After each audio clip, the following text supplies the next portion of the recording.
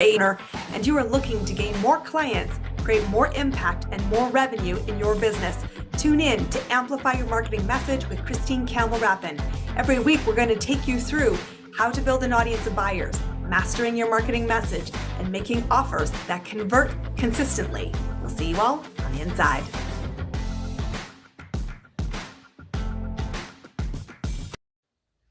So welcome back. I am on fire today, talking about my favorite piece of contribution as a business owner, and that is strategy. And you, my friends, need to drop what you're doing. If you are playing simply to participate in your business instead of playing to win. Because today I'm going to show you the path to win, not just once, but repeatedly. And it isn't planning, my friends. My dad always says to me, planning precedes performance, and that is true. But if you don't know where the starting block is and you don't know where you're going, you can plan yourself right into the spin cycle. And I'm watching you, my friends. I'm watching you spin because all you're doing is planning. Planning. Planning. And I want you off that crazy train. I am all about execution, and you know that if you're a fan of this podcast. I am your host, Campbell Rapin, and I am a mentor who helps people create a business that is about sustainability without working 24/7, high growth, because you know where your next client is coming from, and your strategy plays an integral role in creating stability. And yet, many of you don't understand what strategy is all about. And how do I know that? Because every time I'm talking to a marketing peer, whether they're specialists in web design, SEO, branding, graphics, lots of my peers, they all say to me, I'm so glad I met you, because if I could send my clients to you first, we would see more results on the other side. And you're getting a free masterclass right now in this episode, because I want to talk about strategy. Strategy is what I live and breathe. I am a thinking partner, primarily for creatives and professional consultants who are selling an intangible service that is worth a lot of money because it creates big value to the buyer. And yet, the reason I get retained, why I'm the must hire for my clients and for people who I've yet to meet, is because we build the strategy. So strategy is not about just participating, which is what the planning is all about, is participation. Everybody wants a budget. Everybody wants to have their empire built, and nobody really wants to give, but they all want to take.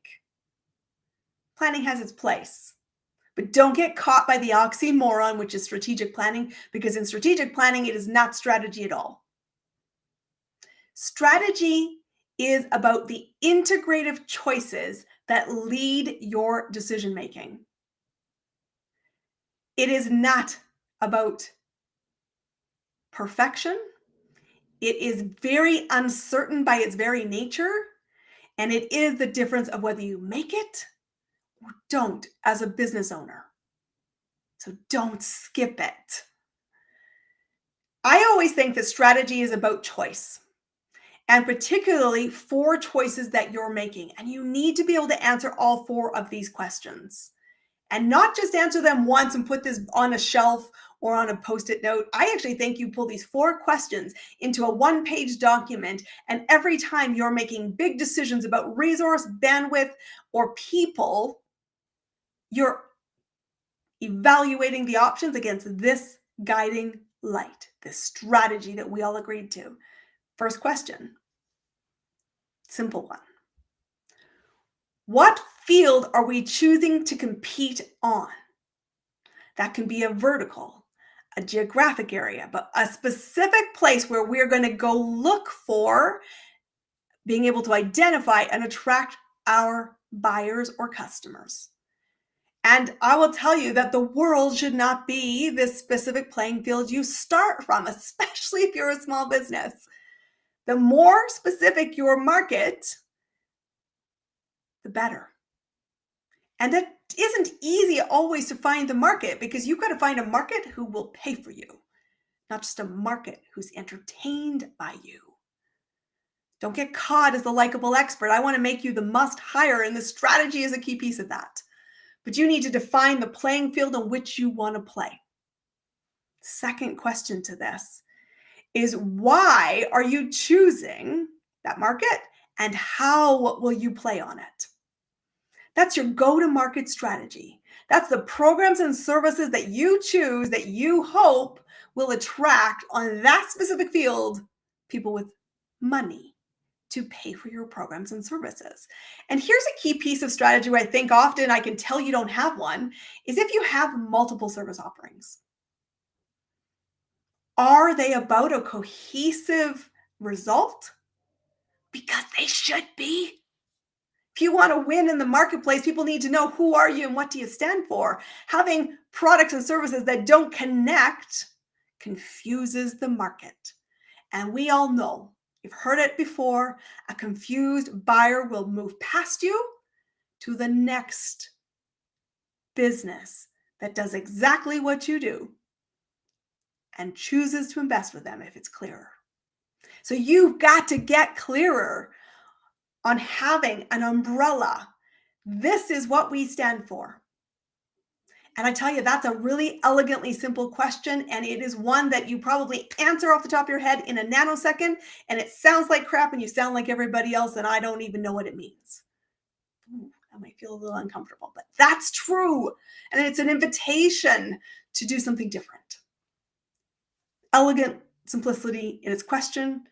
Spend time to figure out the answer, because the marketplace is your choice. How you show up in it is your choice. And if you're showing up with multiple services and offerings, they should all lead to the same destination, which is the same result that your buyer is seeking. What's different is the level of support. What's different is the time frame to get to that result. But it's not a different unicorn. It is a different support plan. And different support plans are a good idea, as long as you're supporting one result.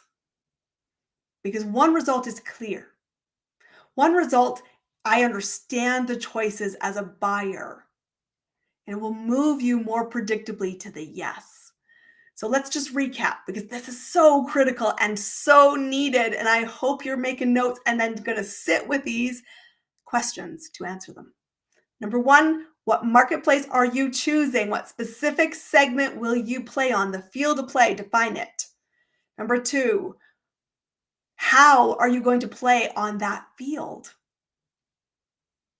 Third question, what makes us different than the competitive landscape? What is the identity that separates us as the must hire to somebody shopping, searching, questing? You've got to own why you're the must hire. Otherwise, you're just like everybody else. And you don't need to be massively different than the marketplace to dominate the marketplace. 1% different is what it takes. So what's your 1%? What's the thing that you stand on, your values, your whole entity, your essence? And does it show up at all the touch points? Often that can be incongruent. And what I mean by that is there are some warts and some inconsistency. And anytime you have them, you have a trust break with your potential buyer. And the trust break, if it's significant or it's more than one, could leave them shopping with somebody else. So you need to get clear. What's the value system you have? What do we stand for? And why are we the right hire for that specific buyer on that specific playing field? And we're going to deliver the results in this way, and that's what they want. Which means, yeah, you're going to have to research. You have to make offers. You have to figure out and get the biofeedback and tweak and adjust your plans. But you get clear on the strategy first. Because these are all choices. And I think about, what do I do in my business day in, day out? I am here to help you stand for a client growth engine. I'm going to get you clear on who are you, what do you serve, how do you want to show up in the world, what makes you the must hire, so that what happens, you can make predictable decisions that move you towards your strategy.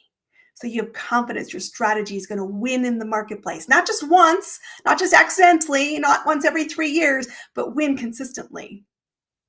And the fourth question you need to be asking is, what are the capabilities we need today and in the near future to win in this marketplace? And chances are that's going to evolve because the marketplace is evolving. You as a business owner are evolving, but you need to constantly be thinking about capacity gaps and building and keeping an eye out for where's your next hire? Where's the biggest bottlenecks? How do we deliver against our promise to a very high standard? The standard you set by choosing the answers to the first three questions. The goal of strategy is to determine how will we compete to win.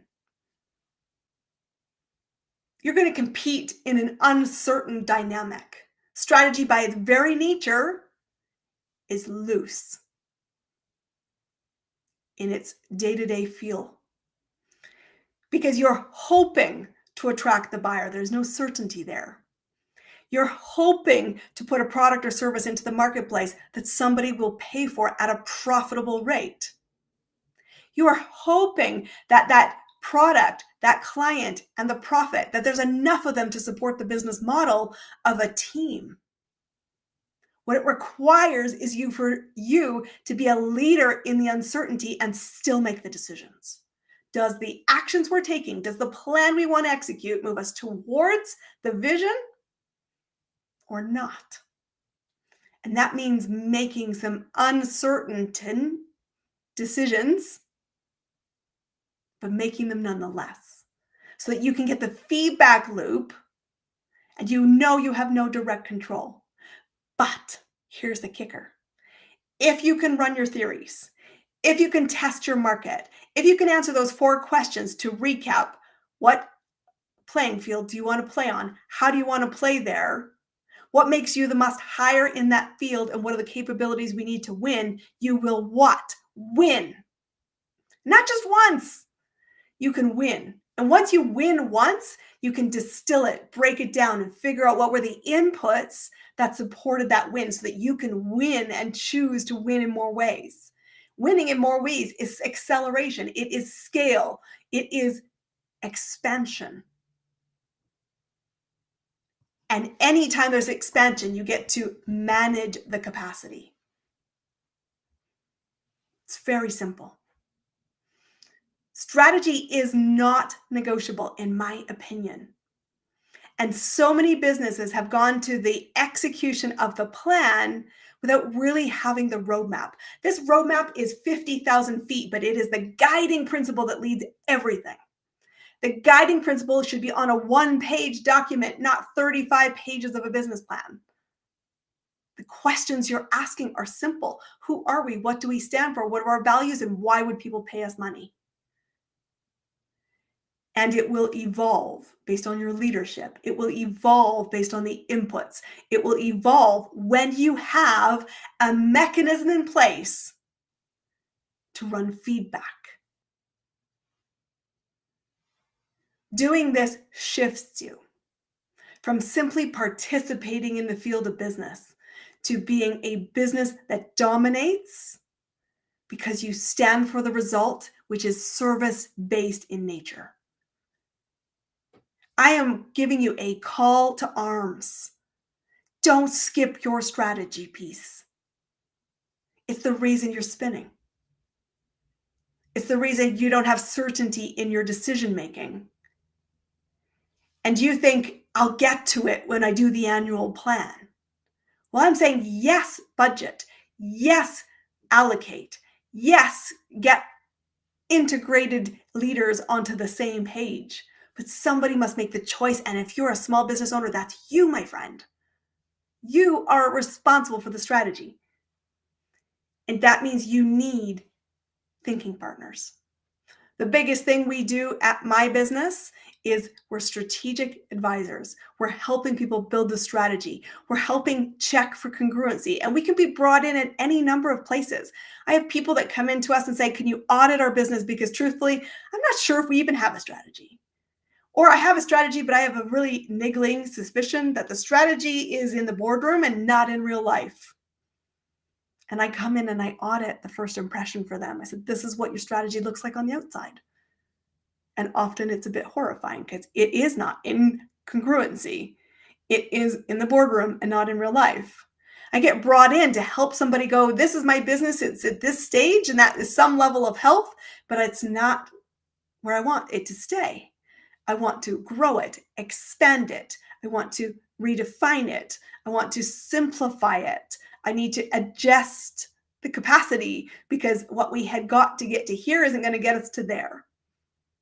Strategy touches every point because strategy fuels decision making. And that's why when I look at my business, I stand for a client growth engine. Regardless of whether you come in as a one-to-one client or you come in as a group, those are about the support and the duration and the speed at which you travel, but the result is the same. That's the outcome. But what are we really doing?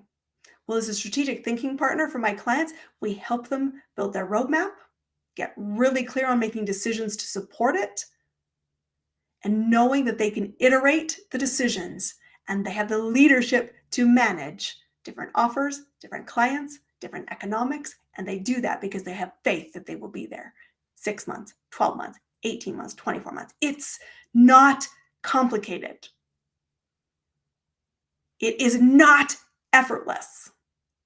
But strategy eats a perfect plan every single day because strategy is the thing you need, and you need to slow down and dedicate time. If you want to accelerate anything, you got to know where you're going. You got to know why it matters. You got to know what it takes to get there. And you've got to know why winning even is non-negotiable for you. Strategy is the difference between participating and winning. And if you want to be in business, I want you to win. And winning isn't one-dimensional. Winning is being the catalyst, seeing the profitability, employing and paying your people well. It's getting the results for your clients. It's giving back to your communities. It's living the light that you know you were called to serve. So I want you to embrace strategy, get out of the planning cycle, and win. You need some help? Come connect to me on ChristineCampbellRapin.com. That's what we do, and we'll be happy to help fire up your engine and make it happen. We'll see you on the next episode. That's a wrap on another amazing episode of Amplify Your Marketing Message with me, your host, Christine Campbell Rapin. Be sure to subscribe on your favorite podcast platform so you don't miss another great episode. And be sure to visit ChristineCampbellRapin.com/podcast to get a free resource on how to master your marketing message. We'll see you all on our next episode.